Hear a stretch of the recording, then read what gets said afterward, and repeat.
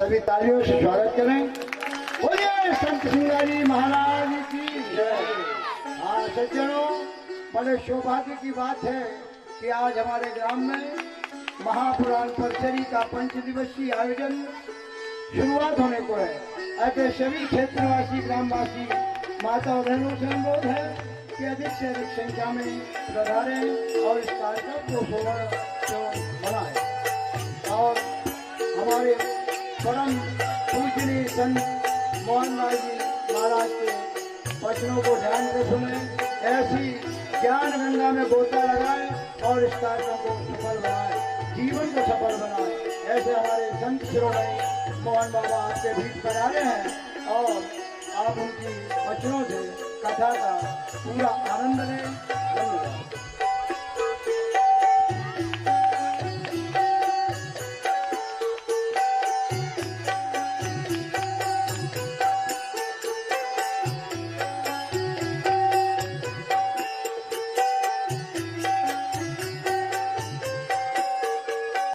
सम्माननीय भाई साहब वो भी आकर हमारे संत शिरोमणि का पुष्पहार से स्वागत करें। धन्यवाद।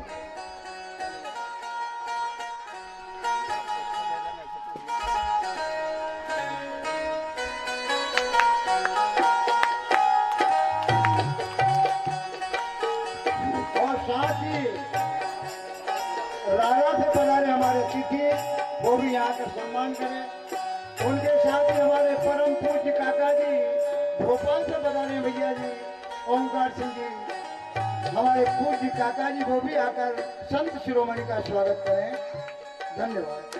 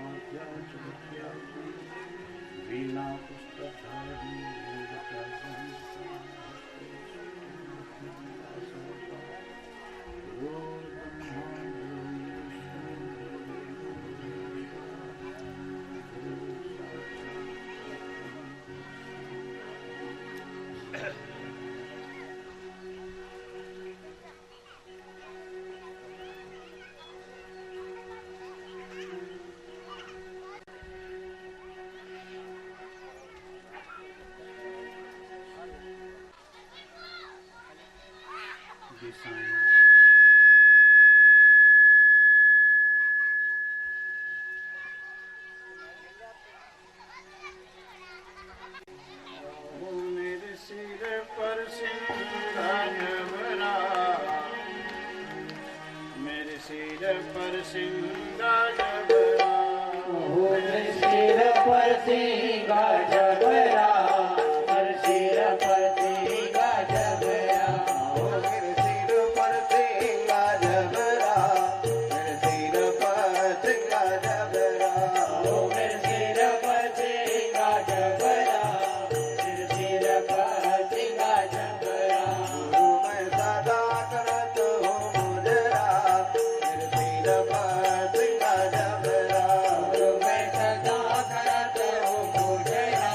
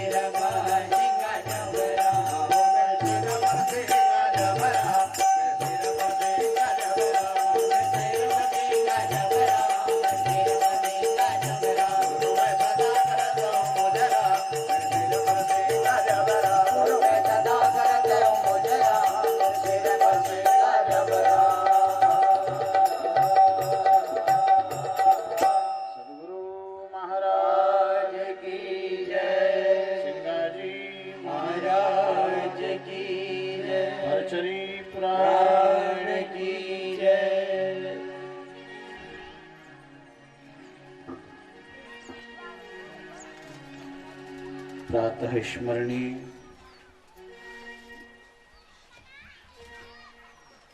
श्री सिंगाजी महाराज सदगुरु के चरण कमलों में नमन करते हुए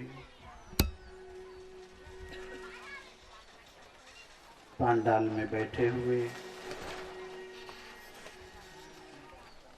सभी विद्वान विप्र मंडली श्रोतागण, परम आदरणीय दुर्गा रूपनी माताएं एवं बहनों, सभी के चरणों में वंदन करते हुए आज समय की इस पावन बेला में संत सिंगाजी महाराज का ये 5 दिवसीय अध्यात्म ज्ञान यज्ञ प्रारंभ होने जा रहा है।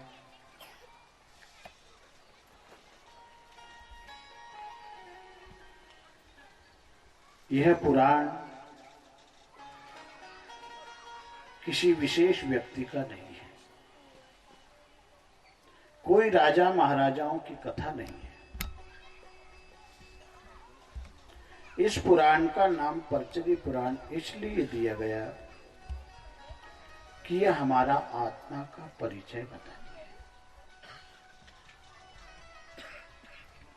सीधी सी बात, आत्मकथा। आत्मकथा हर जन जन की कथा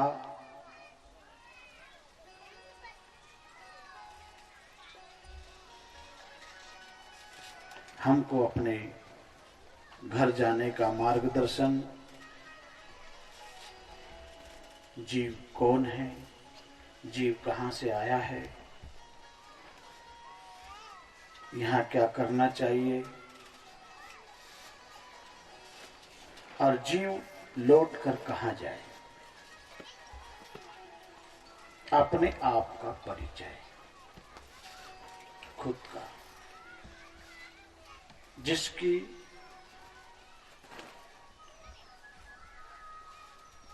तलाश में, जिस शांति को, जिस आनंद को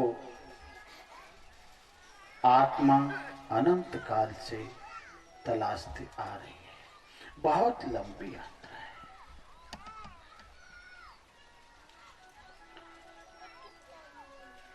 तो ये हम सबकी कथा है, हर आत्मा की कथा है, हर आत्मा का परिचय है। इसीलिए इस पुराण का नाम परचरी पुराण पड़ा।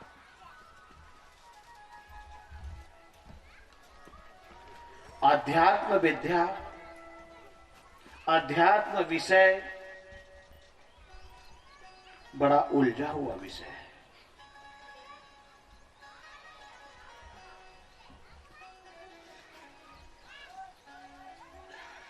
मन उसको स्वीकार करने के लिए राजी नहीं है। सब कहते हैं अहम ब्रह्मस्मि, प्रज्ञानाम तत्वमसि शिवोहम, वेदों के 4 महावाक्य हैं। सब क्या इशारा कर रहे हैं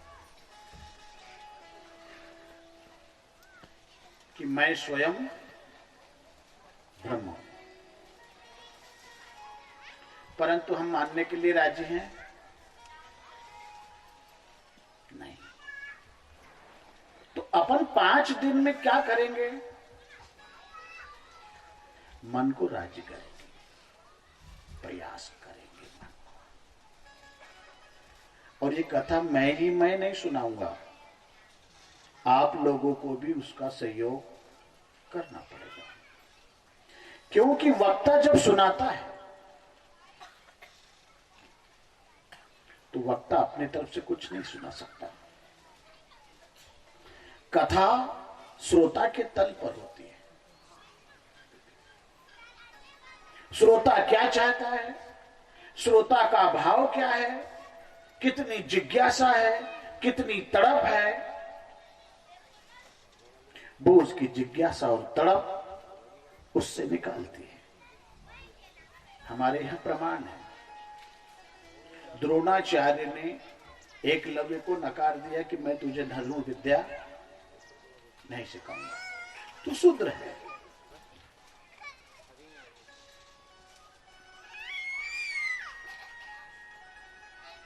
द्रोणाचार्य तो वो ज्ञान देना नहीं चाहते थे, नकार दिया था। परंतु एकलव्य के विश्वास ने, उसकी निष्ठा ने, उसकी तड़प ने जो ज्ञान द्रोणाचार्य ने अर्जुन को भी नहीं दिया था, वह गुप्त ज्ञान भी एकलव्य ने द्रोणाचार्य से प्राप्त कर लिया। एक मिट्टी की प्रतिमा बनाकर उसके सामने अभ्यास करके, और वो गुप्त रहस्य भी द्रोणाचार्य का निकल, जबकि वो देना नहीं चाहते थे।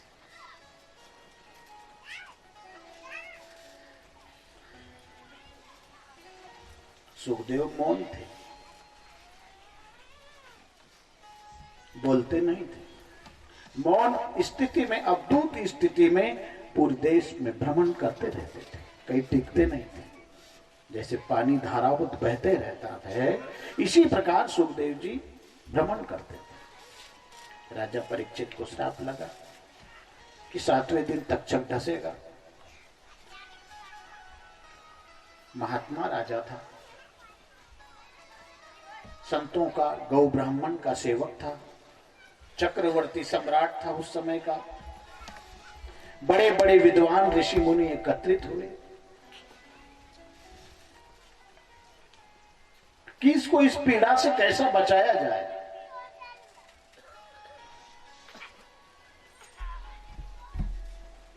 सभी ऋषि मुनि एकत्रित हुए, विचार विमर्श कर रहे हैं कि अपने पास केवल 7 रोज हैं, और 7 रोज में ऐसा कोई उपाय मिल जाए कि परीक्षित को अपनी मंजिल मिल जाए। सब अपना अपना सुझाव दे रहे हैं। कोई कहे दुर्गा पाठ करो, कोई कहे यज्ञ करो, कोई कहे तप करो। अरे भाई, इनको करने के लिए बहुत समय चाहिए। अपने पास तो केवल 7 दिन है, और 7 दिन में काम बन जाए ऐसा कोई सरल और सटीक उपाय सोचो। विचार विमर्श चल रहा है, इतने में सुखदेव जी घूमते घूमते आ गए और परीक्षित ने अपना प्रश्न रखा।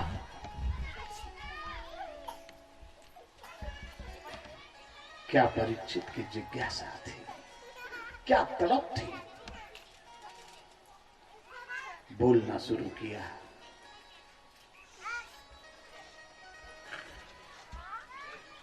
तो 7 रोज तक सतत बोलते रहे।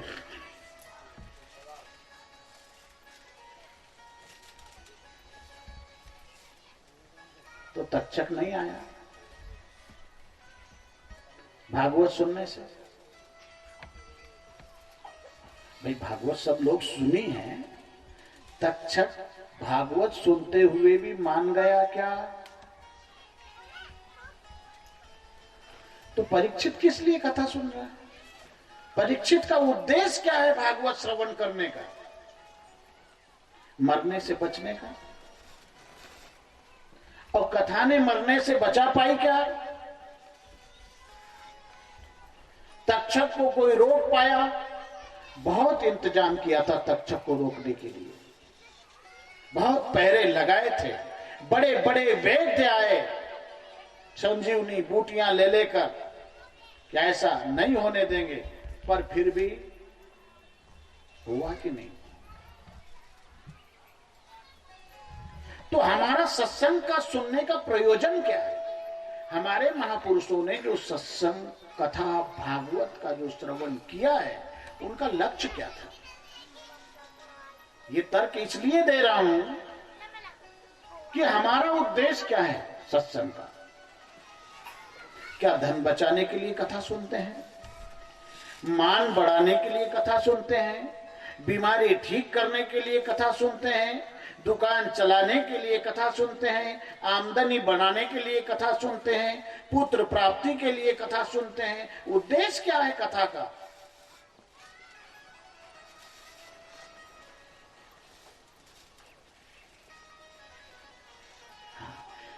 कथा का उद्देश्य बर्बाद हो जाना, बर्बाद।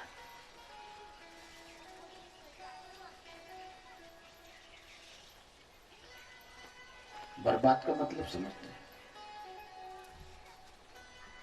कुछ नहीं बचे, सब समा, सब खत्म। न कोई जाति रही, न कोई समाज रहा, न कोई नाता रहा, न कोई रिश्ता रहा, न कोई विषय से, कोई वस्तु पदार्थ से संबंध रहा। तो फिर क्या हो गया? फिर हुआ क्या? वो जब ये स्थिति आ गई तो फिर बचा क्या?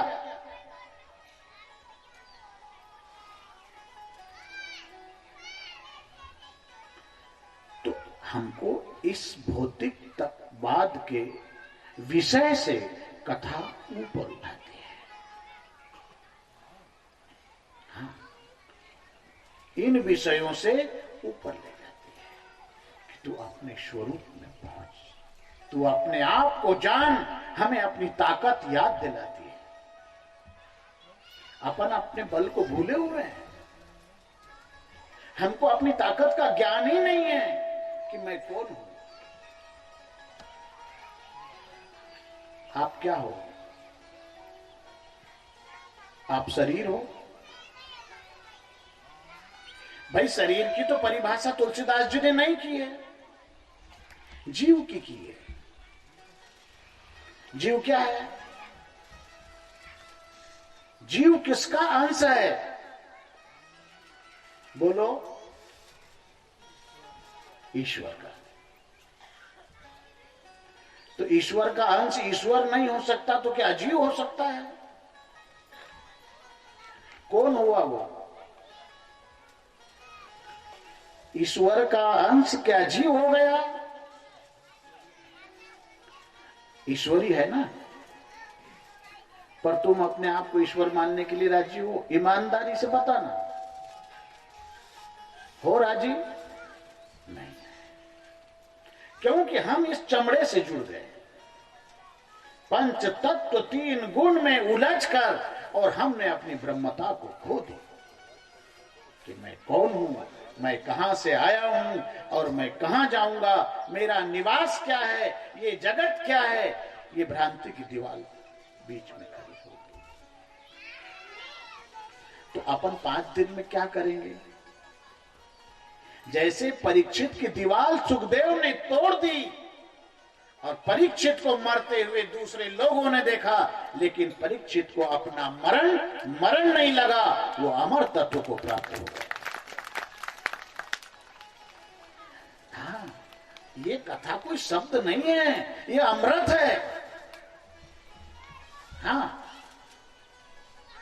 अमृत को मुंह से नहीं पिया जाता, कान से भी पीते हैं।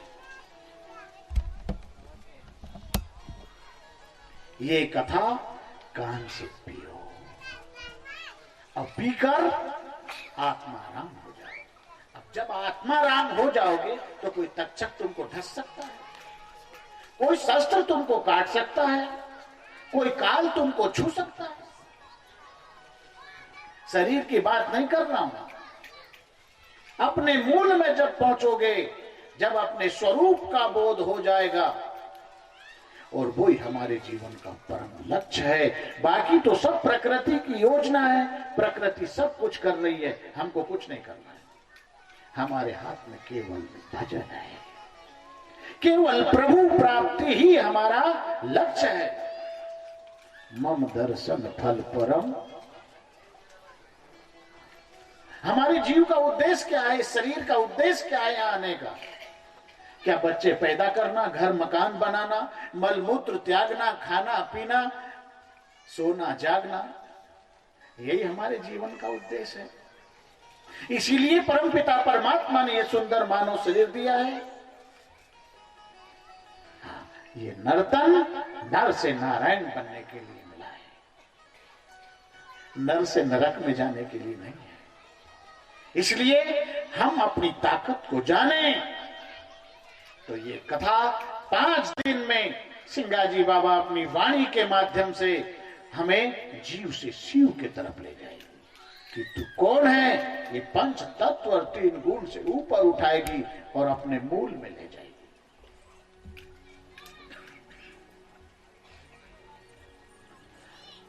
बड़ा आनंद आएगा, दीवार टूटेगी, हमको अपने घर का ज्ञान होगा, परंतु मन वचन क्रम से सहयोग करना पड़ेगा।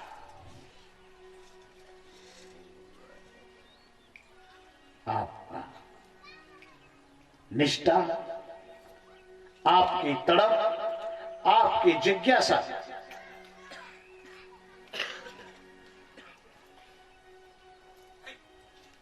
के तल पर कथा होगी।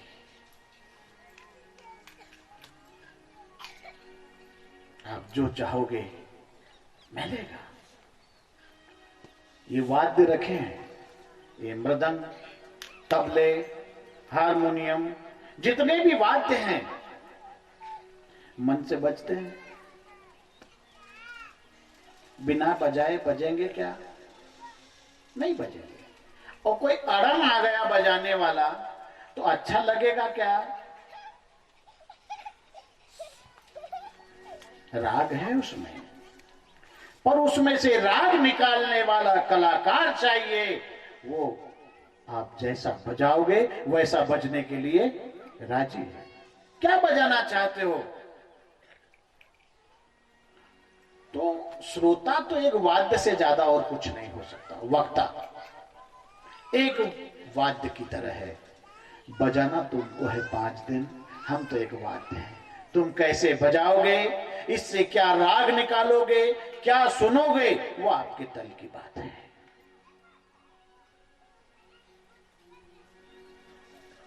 आपकी ही ऊर्जा इस मंच से टकराती है और यहीं से रिटेन होकर वापस आपकी तरफ जाती है।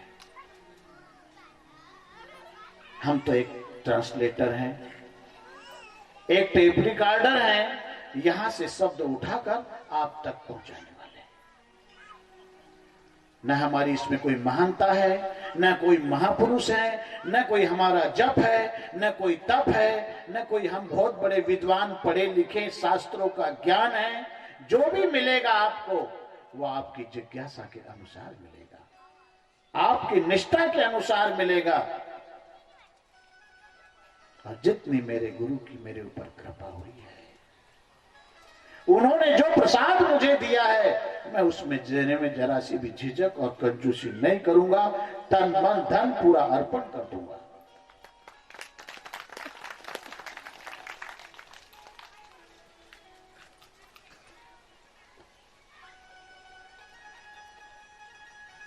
तो आज बड़े सौभाग्य की बात है कि हम अध्यात्म विषय में प्रवेश कर रहे हैं, आत्मचिंतन में प्रवेश कर रहे हैं कि आज हमें अपनी आत्मा के बारे में विचार करने का गौरव प्राप्त हुआ है। कथा तो सुनते हैं, हाँ, कई विषय मनोरंजन के संसार में होते हैं, पर यह कथा आध्यात्मिक कथा है, अपनी आत्मा की कथा है। और ऐसा जब अवसर आए तो समझ लेना कई जन्मों का पुण्य संचित उदय हुआ है, जो आज हमें ऐसे उलझे हुए विषय को समझने का अवसर प्राप्त हुआ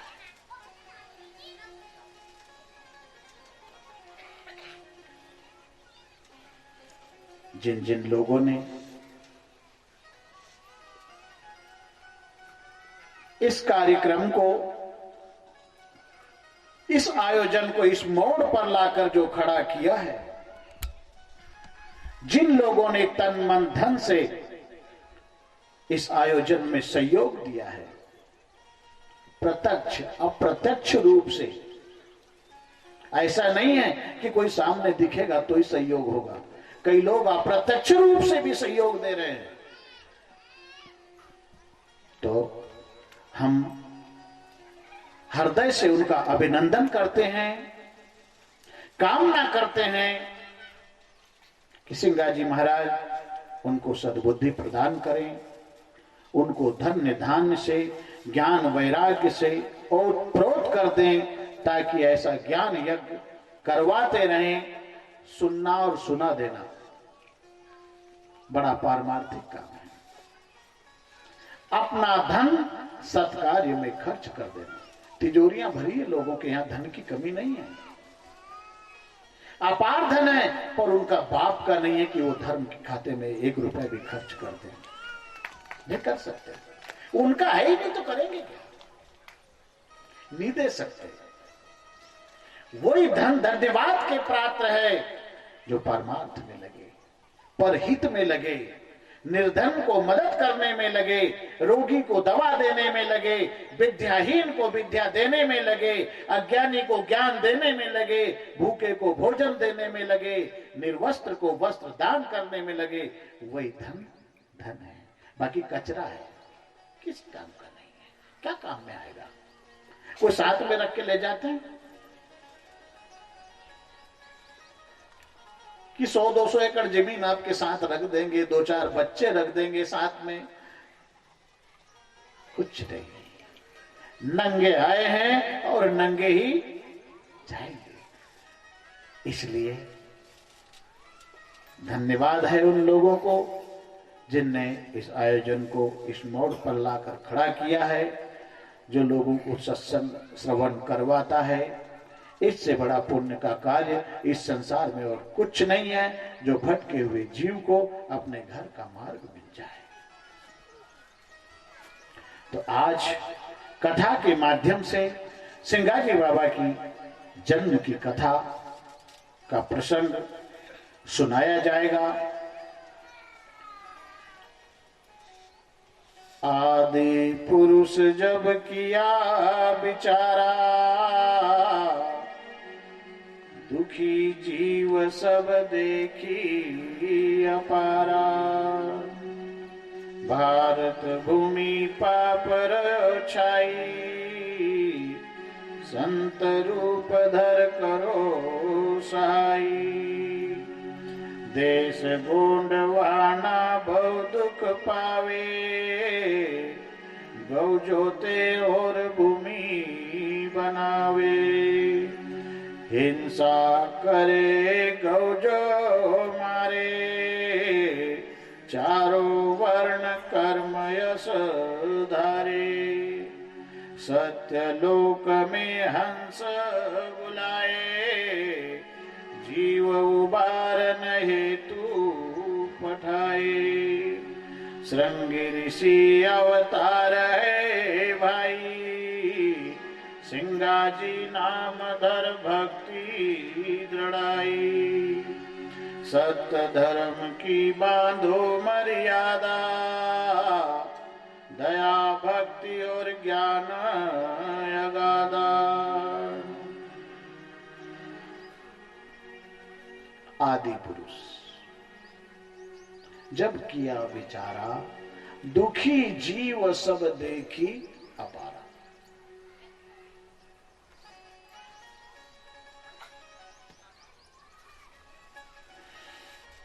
पृथ्वी को बोझ कब लगता है? जब अनाचार होता है, मानव असुर हो जाता है, धर्म अधर्म में परिवर्तित हो जाता है, मनुष्य अपने लक्ष्य से भटक जाता है, पापाचार हो जाता है, तब तब धरती को बोझ लगता है।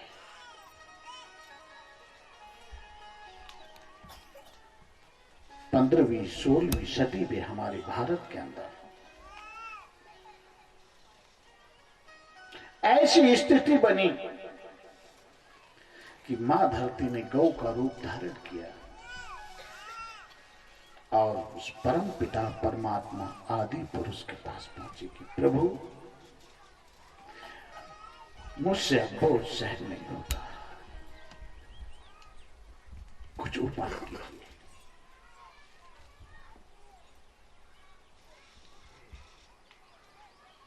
परमात्मा ने कहा कि अभी मेरा तो अवतार का समय नहीं है, पर मैं अपने दूत भेजूंगा।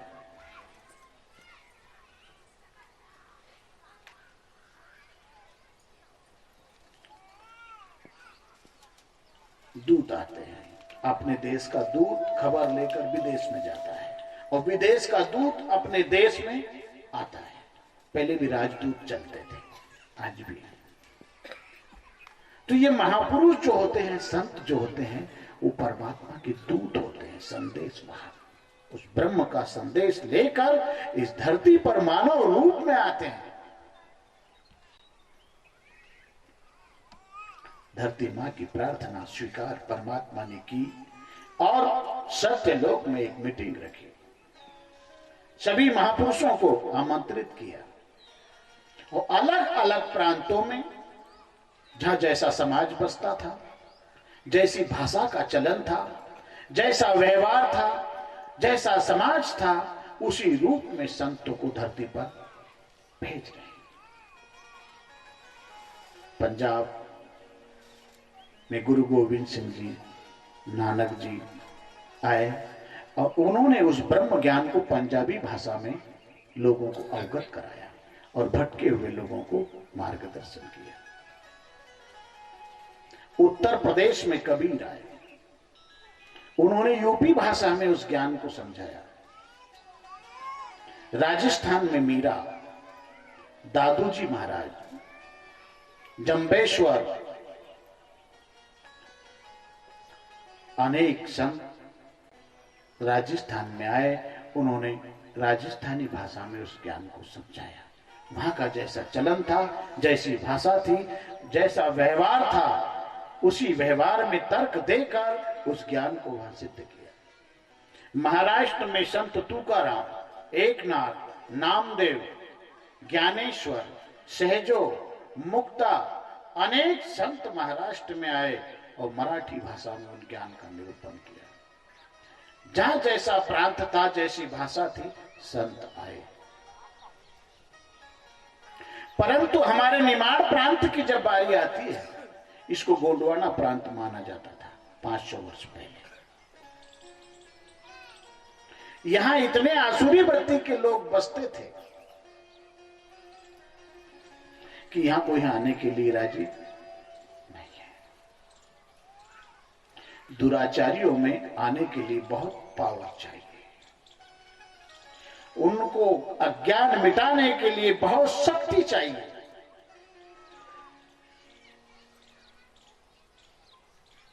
भगवान ने ध्यान किया, गंधमादन पर्वत पर श्रृंगी ऋषि तप कर रहे थे, समाधि में लीन बैठे।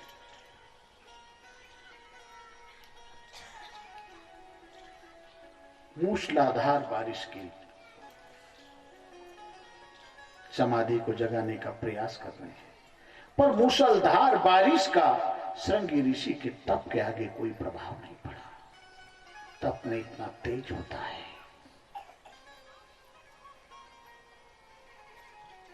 तप बहुत तेज होता है।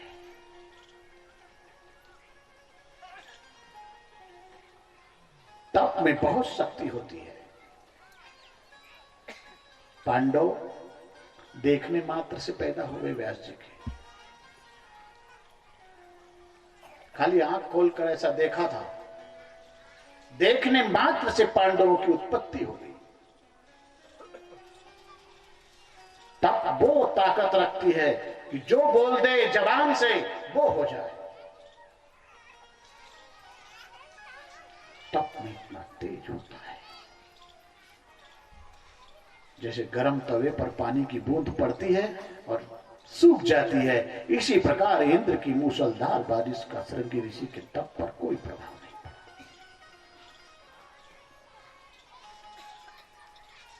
उर्वशी, रंभा, मेनका नाम की अप्सराओं को भेजा कि जाओ अपने नाच गान कृत्य कला से श्रृंगी ऋषि की समाधि को जगाओ। उन्होंने भी अपनी कला का प्रदर्शन किया, परंतु अखंड समाधि लगी हुई है।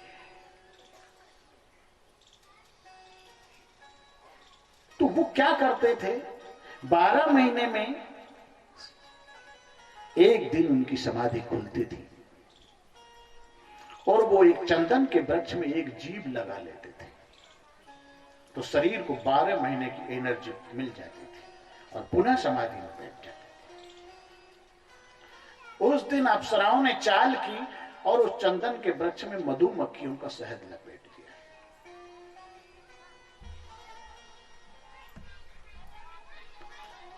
जब उन्होंने जबान लगाई तो स्वाद आ गया। स्वाद का चस्का लगा तो हमेशा एक जबान लगाते थे, उस दिन 2 लगा ली। मतलब इच्छा का जन्म, बात बड़ी गंभीर है। ये खाली चंदन और जीभ की बात नहीं है। स्वाद नहीं चस्का लगा दिया। अब किसी भी विषय का स्वाद समझ लो, हम सब उसी के चक्कर में फंसे हुए हैं। कलयुग ने जब प्रवेश किया था तो एक हाथ से लिंगेंद्री और एक हाथ से जबान पकड़कर प्रवेश किया था। जिसको अपनी जबान पर लगाम रहेगी,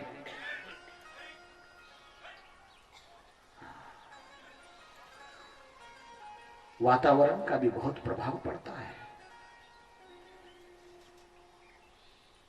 वो एक दिन के एक जबान के स्वाद ने श्रृंगी ऋषि की समाधि डिगा दी।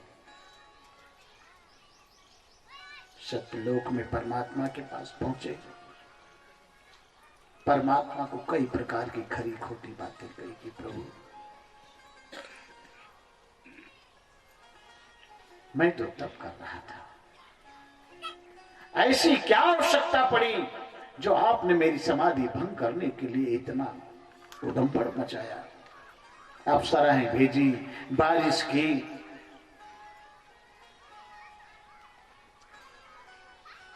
आपकी समाज को आवश्यकता है, आपको मृत्यु लोक में जाना है जन कल्याण के लिए, भक्ति का प्रचार करने के लिए।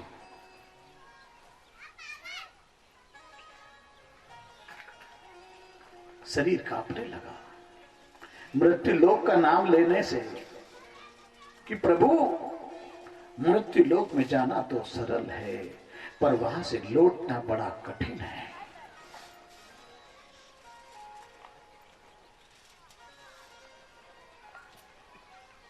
वहां धरा जाता है जी, और फिर वहां से आना बड़ा, बहुत दीवारें खड़ी होती है, बहुत झंझट है, बड़ी उलझन है।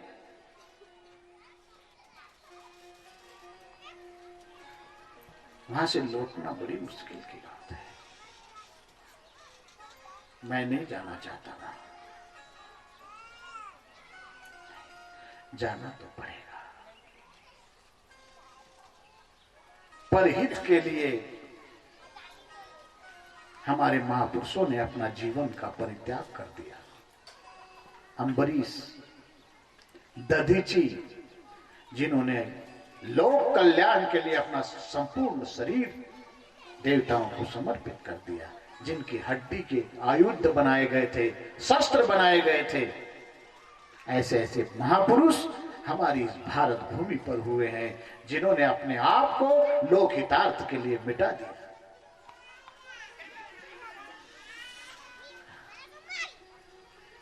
हम तो पड़ोसी पड़ोसी के काम नहीं आते, भाई भाई के काम नहीं आते। उनसे राग, उनसे द्वेष, उनसे शत्रुता, कलह, कल्पना। हमारा देश ऋषि संतान देश है, हम सब ऋषि महात्माओं के औलाद है। ये भारत भूमि ऋषि संतान देश है, सब ऋषि मुनिषियों की संतान है। हमारे पूर्वजों को देखो, कैसे त्यागी थे, कैसे पराक्रमी थे, जो अपने आप को समर्पित कर दिया लोक कल्याण। श्रृंगी, तुमको भी मृत्यु लोक में जाना पड़ेगा। प्रभु ठीक है, आपकी आज्ञा शिरोधार्य है, मैं जाने के लिए राजी हूं, परंतु कुछ मेरी शर्तें हैं, वो मेरी शर्त आपको स्वीकार करना पड़ेगा। तो मैं जाने के लिए राजी हूं। तो श्रृंगी ऋषि उस परमपिता परमात्मा आदि पुरुष से अपना भाव प्रकट कर रहे हैं कि मैं जब मृत्यु लोक में जाऊंगा, जब मेरी ये शर्त आप स्वीकार करें।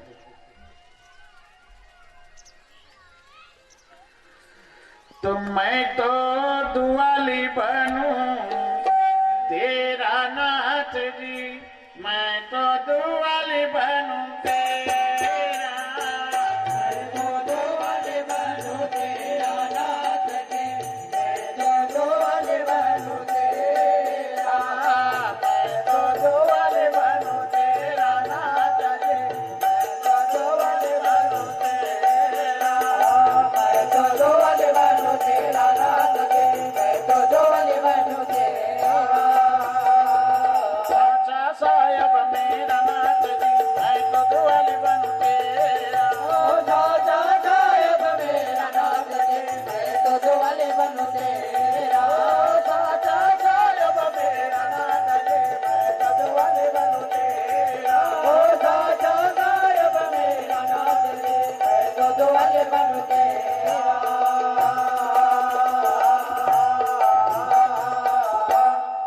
तो झीन लगा उतरने न पावे, चलने न पावे,